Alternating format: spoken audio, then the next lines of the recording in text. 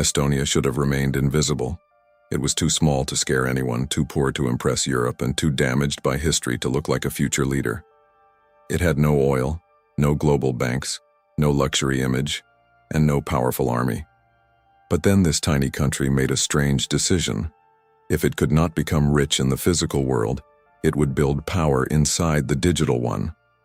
And today, Estonia is one of the most advanced digital nations on Earth. The shocking part is not that it became modern.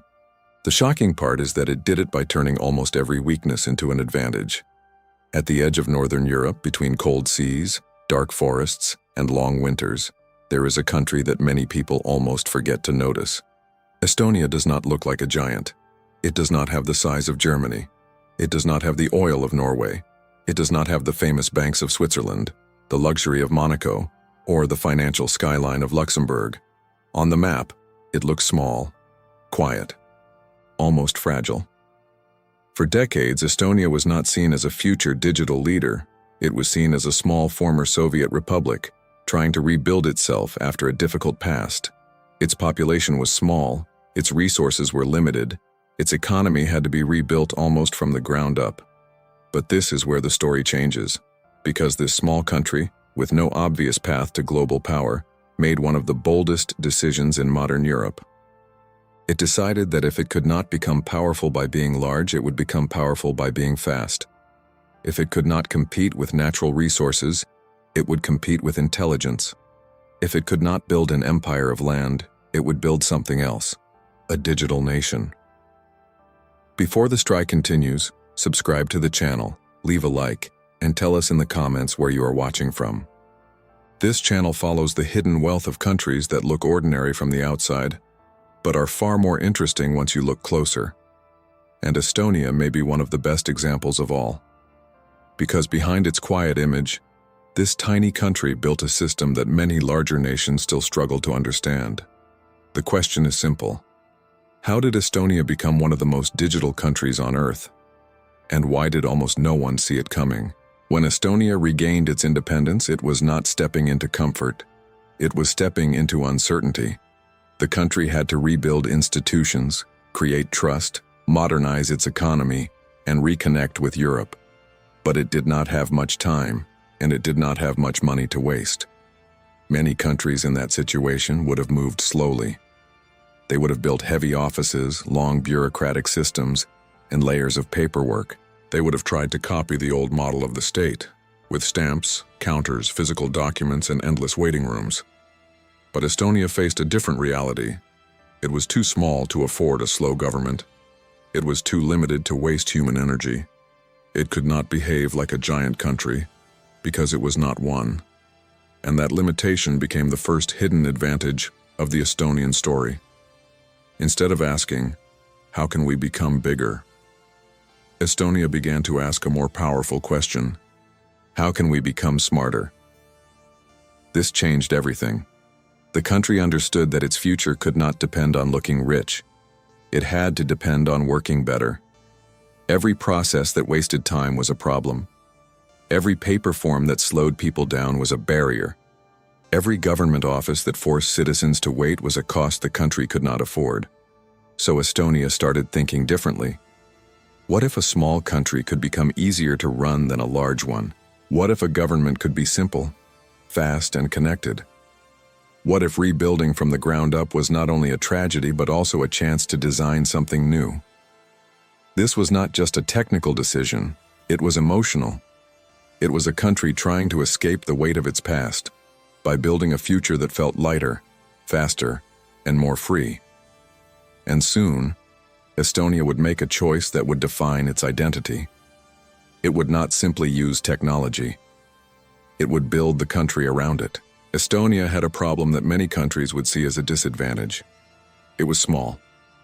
But in the world of technology, small can also mean fast. A large country often moves slowly because every change affects millions of people, countless offices, and old systems that are difficult to replace. But Estonia had a different kind of opportunity.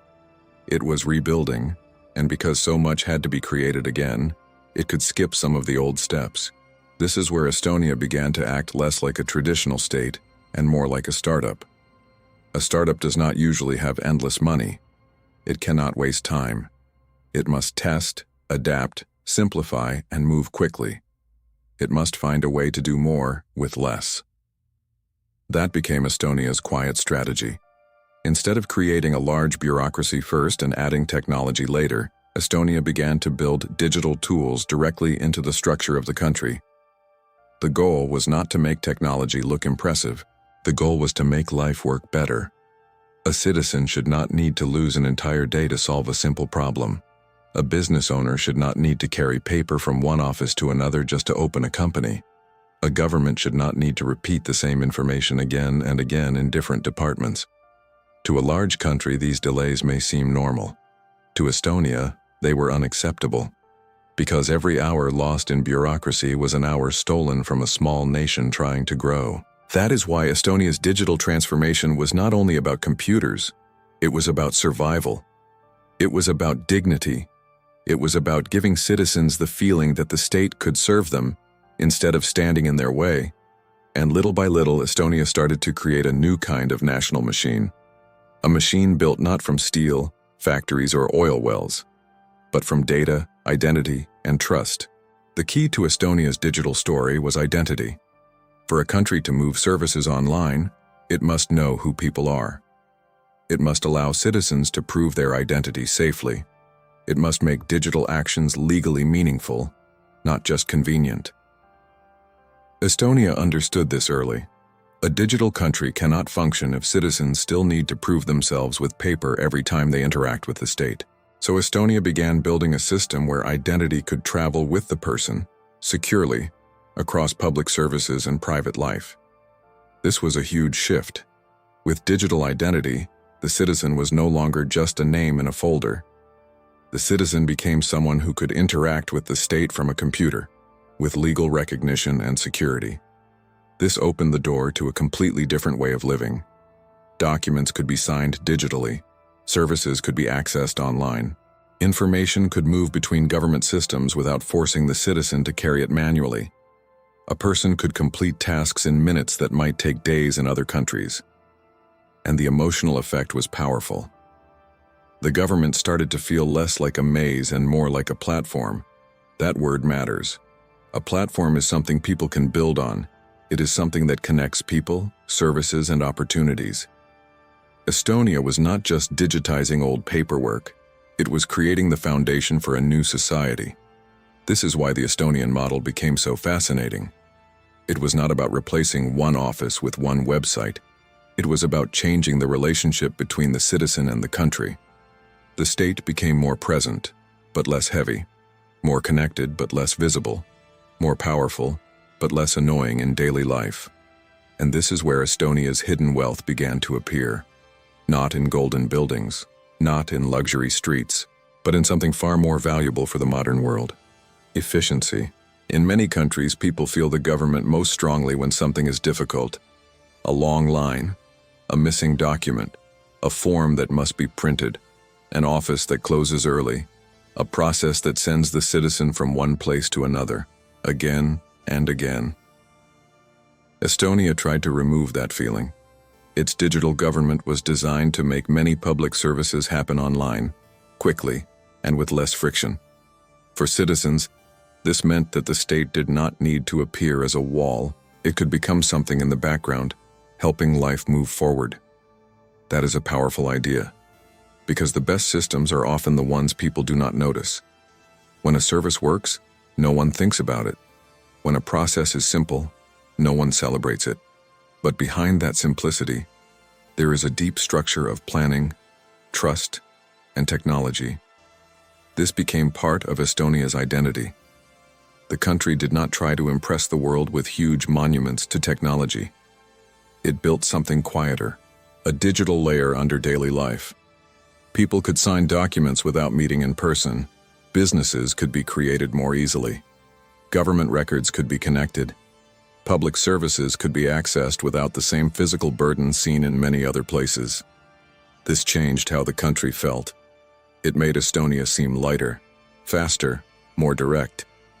And for a small country, that speed became a form of power. A large country may have more people, more land, and more money. But if it moves slowly, it can lose opportunities. Estonia understood that in the digital age, speed itself could become a national asset. The strange part is that this kind of wealth does not always look like wealth. It does not always create famous postcards, it does not always shine in a skyline. But it changes how a society works from the inside. And that may be even more important. Trust. People must trust that their identity is protected. Businesses must trust that digital signatures matter. The government must trust its systems. And the world must trust that the country can keep its digital infrastructure reliable. Without trust, the whole machine fails. This is why Estonia's digital success was never only about technology. It was also about culture, law, and confidence. A website alone does not create a digital nation. A phone app alone does not create trust. The real achievement is deeper. Estonia built a structure where digital actions became normal, official, and dependable. Citizens could use digital tools not as experiments, but as part of everyday life. This is where Estonia began to separate itself from many countries. In some places, technology is added on top of old systems. The old bureaucracy remains underneath, and the digital layer becomes just a decoration. But Estonia tried to make the digital layer part of the foundation. That is why the country became so interesting to governments, entrepreneurs, and technology experts around the world. It showed that a state could be redesigned for the internet age. Not perfectly, not magically, but seriously. The country's size made this possible. Because Estonia was small enough to connect systems more easily, but ambitious enough to use that advantage boldly. And this created a new image for the nation. Estonia was no longer just a small country with a complicated past. It became a symbol of digital possibility, a place where the government could be online, identity could be digital, and distance could become less important. But every powerful system creates a new kind of risk. And Estonia would soon learn that when a nation becomes digital, its enemies do not always need to cross the border. Sometimes they only need to attack the system. There is a moment in Estonia's story when the documentary changes tone. Until now, the digital dream looks elegant. A small country becomes efficient. Citizens save time. Businesses move faster. Government services become easier. Estonia starts to look like a model for the future. But then comes the warning. A digital nation can be attacked in digital ways. Estonia experienced major cyber attacks that disrupted parts of its online life and forced the world to pay attention. It was a moment that revealed something important about the modern age. A country no longer needs to be threatened only by physical force. Its banks, media, public services, and communication systems can become targets in a different kind of pressure. The streets may look calm. The buildings may still stand. There may be no dramatic scene visible from the outside. But behind the screens, the country can feel the impact. For Estonia, this was not just a technical problem. It was a national test. If the country had built so much of its future on digital systems, could it still protect the trust of its people? Could it continue moving forward? Or would fear force it to retreat back into paper, offices, and slower systems? This was the crucial turning point. Because Estonia could have seen the attack as proof that digital government was too dangerous. It could have slowed down. It could have chosen caution over ambition. But that is not what happened. Instead, Estonia took the opposite lesson. It realized that the future would not become less digital. It would become more digital. So the answer was not to abandon the digital nation. The answer was to defend it better. After being tested, Estonia did not let the cyber threat define it as weak. It used the experience to become stronger. This is one of the most important transformations in the story. The same digital model that created vulnerability also created a new national mission. Estonia began to be seen as a country that understood cyber defense not as a technical side issue, but as part of national security. That changed its place in the world.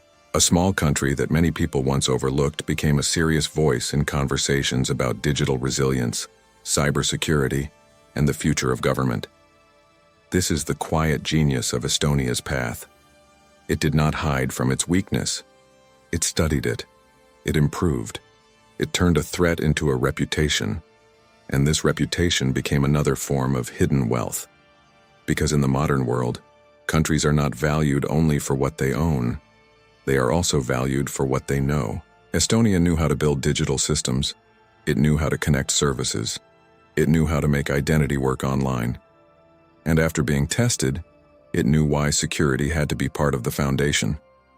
This made Estonia more than a digital experiment.